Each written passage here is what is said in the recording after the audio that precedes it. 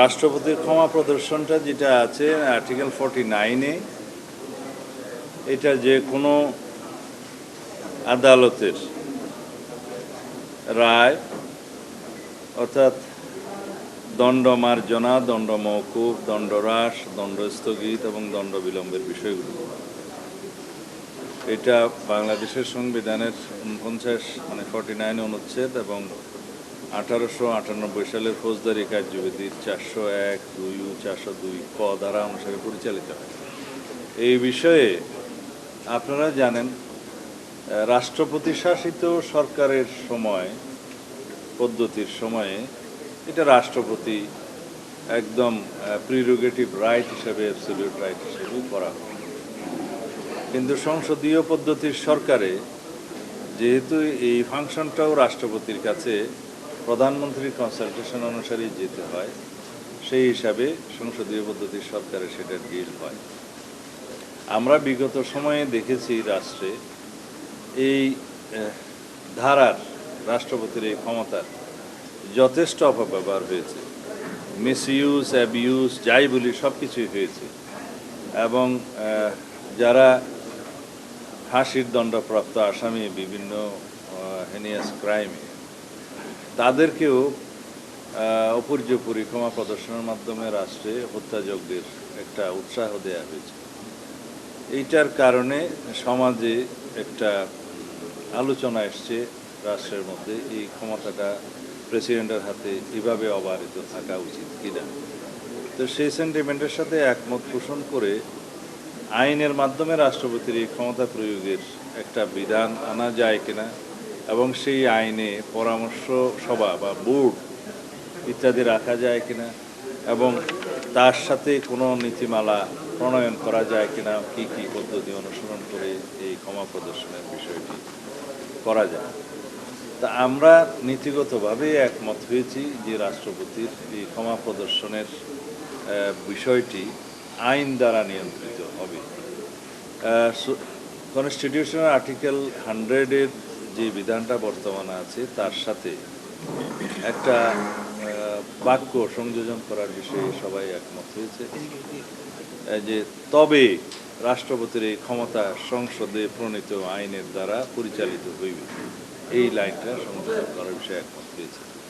এবং আইনের দ্বারা যে সংসদ যে আইন করবে, সেই আইনটা করার সময় সবাইকে নিয়ে আলোচনা করে এবং সেই আইনকে কতটা সমৃদ্ধ করা যায় যাতে মিসইউজ না হয় সেই ক্ষমতার, সেই বিষয়টা তখন আইন প্রণয়নের সময় দেখা যাবে। এবং এখানে অনেকের পরামর্শ আছে যে যে সমস্ত পরিবার ক্ষতিগ্রস্ত হবে, যাদেরকে ক্ষমা করা হলো তার প্রেক্ষিতে তাদেরও একটা অনুমতির বিষয় থাকবে, তাদেরকে অন্তর্ভুক্ত করা হবে, সেটা অনুসরণীয় নীতির মধ্যে থাকবে। আরও অনেক বিষয় অনুসরণীয় নীতির মধ্যে থাকতে পারে এবং সেটা বোর্ডের মাধ্যমে পরিচালিত হয়ে শেষ পর্যন্ত যা কিছুই সিদ্ধান্ত হবে তা আলটিমেটলি চূড়ান্ত সিদ্ধান্তের জন্য তো রাষ্ট্রপতির কাছেই যাবে। তো সেটাতে সবাই একমত হয়েছে, এটা একটা ভালো অগ্রগতি।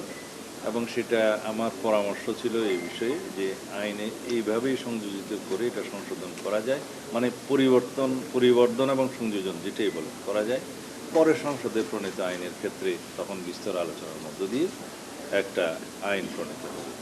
তারপরের বিষয়টা হচ্ছে বিকেন্দ্রীকরণ হাইকোর্টের। আপনারা জানেন সংবিধানের 100 আর্টিকেল অনুসারে সময়ে সময়, মানে সুপ্রিম কোর্টের পার্মানেন্ট আদালত যেটা, সেটা রাজধানীতে অবস্থিত থাকিবে, এটা 100 অনুচ্ছেদের প্রথম লাইন। তারপরে বলা আছে যে হাইকোর্ট ডিভিশনের বেঞ্চ রাষ্ট্রপতির অনুমতিক্রমে সময়ে সময়ে ঢাকার বাইরে স্থাপন করা যাইবে প্রয়োজনীয় সংখ্যায়।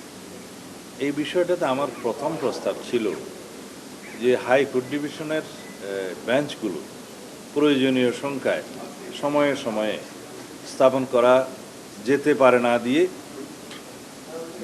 যাবে শব্দটা দিয়ে একটা বাধ্যতামূলক করা, যে হাইকোর্ট ডিভিশনের সার্কিট বেঞ্চগুলো যাতে প্রতি বছর একবার অথবা দুইবার, মানে একাধিকবার প্রয়োজন অনুসারে যাতে ঢাকার বাইরে প্রয়োজনীয় স্থানে, শুধু বিভাগীয় হেডকোয়ার্টার হবে এমন কথা নাই, যেখানে সুপ্রিম কোর্ট উপযুক্ত মনে করবে সেই জায়গায় স্থাপন করতে হবে।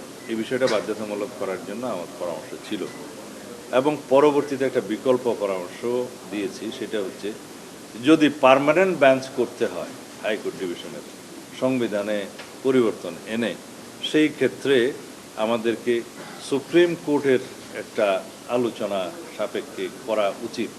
বিকজ আমরা চাই বিচার জনগণের দোরগোড়ায় পৌঁছুক, জনগণ অতি সহজে স্বল্প মূল্যে তার বিচার পাওয়ার ব্যবস্থা করা হোক, এটা জনগণের দাবি, আমরা তার সাথে একমত।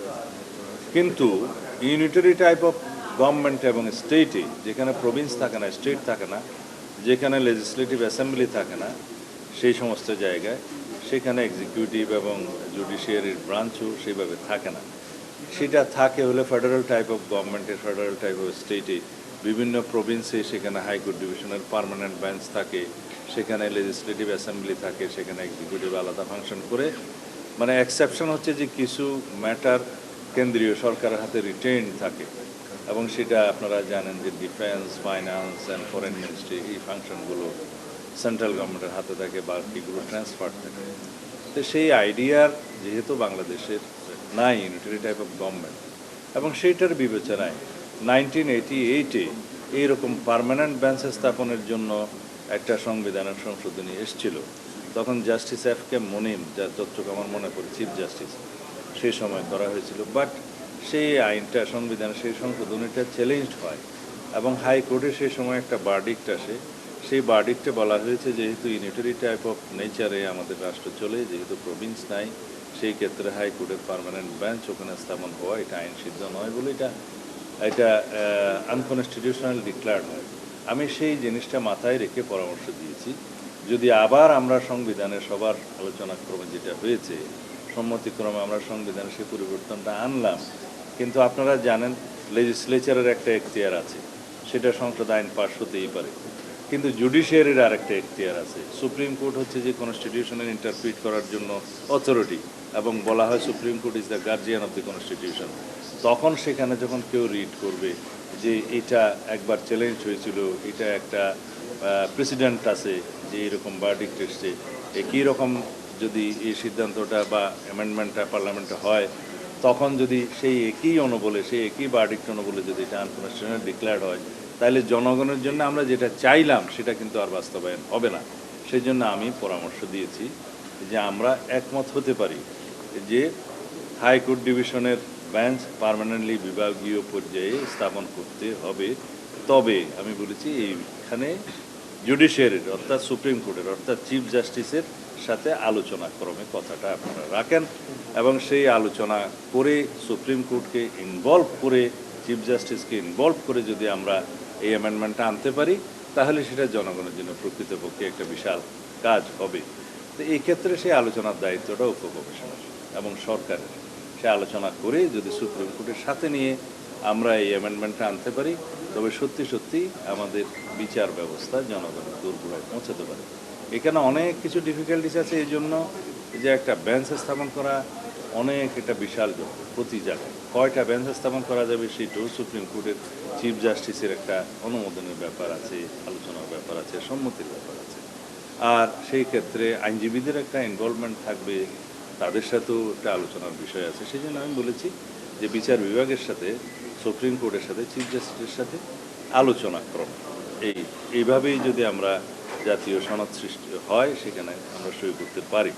তো এটা মঙ্গলের জন্য, সবার জন্য, সুবিধার জন্য আমরা বলেছি। কারণ আমরা এমন কিছু এই সময়ে এসে সংবিধানে অ্যামেন্ডমেন্ট করতে পারবো না যে অ্যামেন্ডমেন্টটা পরে যে টিকবে না, সেটা আমাদের জন্য মঙ্গলজনক হবে না। আমরা এখন যে পর্যায়ে আছি ইতিহাসে, এখানে আমাদের দায় অনেক বেশি, জনগণের কাছে আমাদের দায় অনেক বেশি, রাষ্ট্রের কাছে আমাদের দায় অনেক বেশি। আমরা এখানে রাষ্ট্রের সিনিয়র সিটিজেন হিসেবে আমাদের যে মতামত, পরামর্শ, সেটা অবশ্যই দলীয় দৃষ্টিকোণ থেকে নয়, সেটা দেশের কল্যাণের জন্য, জনগণের কল্যাণের জন্য এবং সার্বিকভাবে রাষ্ট্রের কল্যাণের জন্য আমরা সেই মতামতগুলো দিচ্ছি।